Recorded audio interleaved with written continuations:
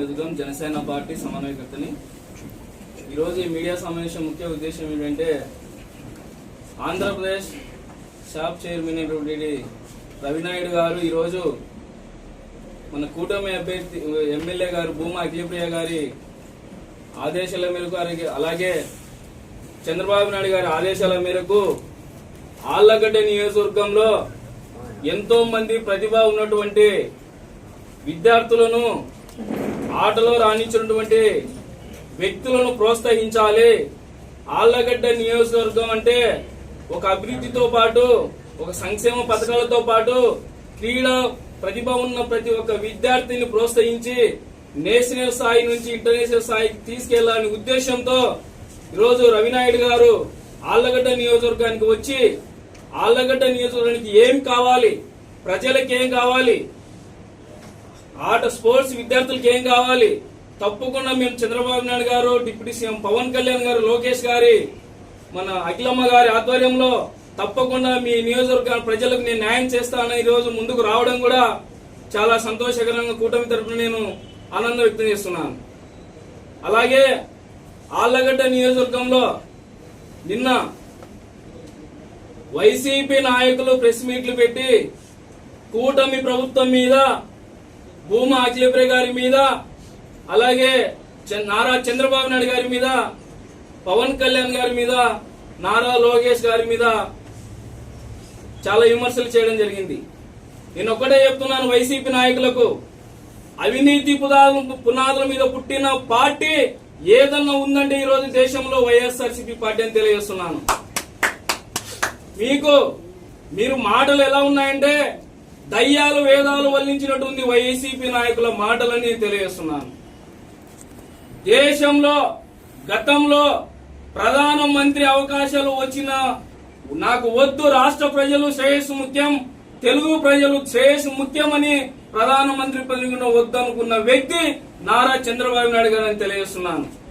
పదవుల కోసమో ఏంటంటే ఇది మీ అవినీతి అక్రమాల కోసము కోట్ల వ్యవస్థను డబ్బులను ఈరోజు కూడబెట్టుకోవడానికి ఈరోజు రాజకీయాలు లేవు.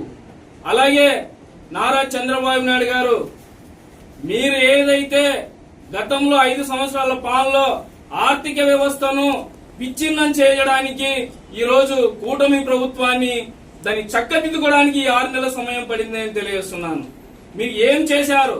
అన్ని వ్యవస్థలను అవినీతి అక్రమాలతో పూర్తి చేసిపోయి ఈరోజు అప్పుల రాష్ట్రంగా మిగిల్చిపోయిన తర్వాత ఈరోజు ఎన్డీఏ కూటమిలో నరేంద్ర మోడీ గారి సహకారంతో, నారా చంద్రబాబు గారి సారథ్యంలో మన డిప్యూటీ సీఎం పవన్ కళ్యాణ్ గారు, నారా లోకేష్ గారు శ్రమిస్తూ ఈరోజు రాష్ట్ర ప్రజలకు న్యాయం చేయాలి, మనం నమ్ముకున్న వ్యక్తులకు, ఓటేసిన వ్యక్తులకు వాళ్ళ బిడ్డల భవిష్యత్తు, రాష్ట్ర భవిష్యత్తు బాగుండాలని ఈరోజు 6 నిమిషాలు వాళ్ళు కష్టపడుతుంటే మీరు ఇలాంటి బురద తల్లే కార్యక్రమం చేస్తున్నారు.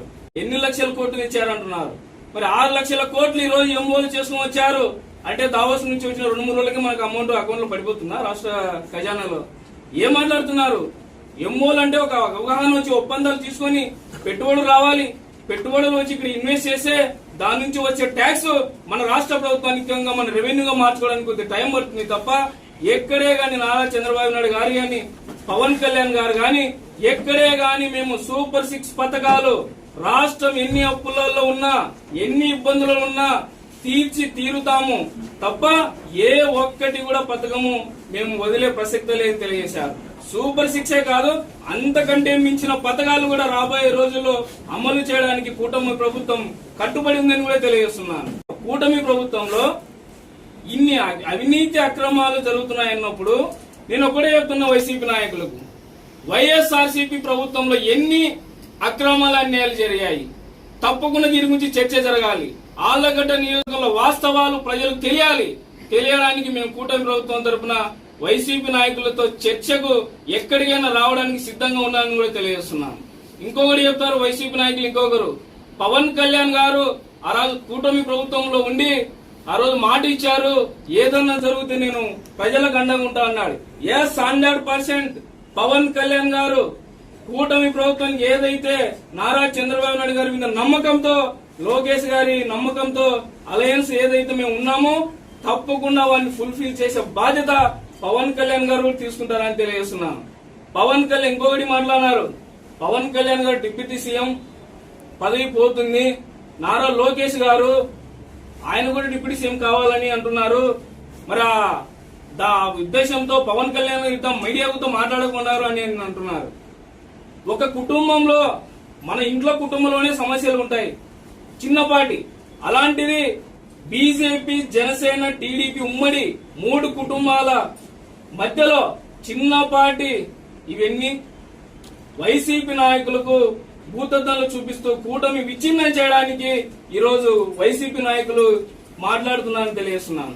మేమంతా కలిసే ఉన్నాం, కట్టుగా ఆంధ్రప్రదేశ్ అభివృద్ధి కోసము కూటమి ప్రభుత్వము తప్పకుండా పనిచేసి మేము ప్రజలకు అండగా ఉంటామని తెలియజేస్తూ ఇంకొక మాట కూడా అన్నారు వైసీపీ నాయకులు. పవన్ కళ్యాణ్ గారు ఆళ్లగడ్డలో మద్యము బెల్ట్ షాపులు ఎక్కువైపోయినాయి, మీకు ఆళ్లగడ్డకు వచ్చి చూసే దమ్ము ధైర్యం ఉందా అన్నారు. ఒకటే చెప్తున్నాను, పవన్ కళ్యాణ్ గారు పదవుల కోసమో ఆరాటపడే వ్యక్తి కాదు, రాష్ట్ర శ్రేయస్సు కోసం ఒకటే చెప్పారు అసెంబ్లీలో. నారా చంద్రబాబు నాయుడు గారు 1 దశాబ్దం పాటు ముఖ్యమంత్రిగా చూడాలని కోరుకుంటున్న వ్యక్తి పవన్ కళ్యాణ్ గారిని తెలియజేస్తున్నాను. పదవుల కోసం ఆరాటపడి మీలాగా నానాక గడ్డి తినే రకం కాదాయన. కేవలం విలువలతో కూడిన రాజకీయాలు చేయాలి. ప్రజలకు, మన రాష్ట్ర ప్రజలకు, మన నమ్మిన ప్రజలకు, మన రాబోయే తరాల బిడ్డలకు భవిష్యత్తు బాగుండాలని ఆయనకున్నటువంటి వ్యక్తిగత రాజకీయాలను కూడా పక్కన పెట్టి రాష్ట్ర శ్రేయస్సు కోసం ముందుకు వచ్చిన వ్యక్తి మీద మాట్లాడే అర్హత ఏ వైసీపీ నాయకుడు లేదని తెలియజేస్తున్నాను. మీరు ఒకవేళ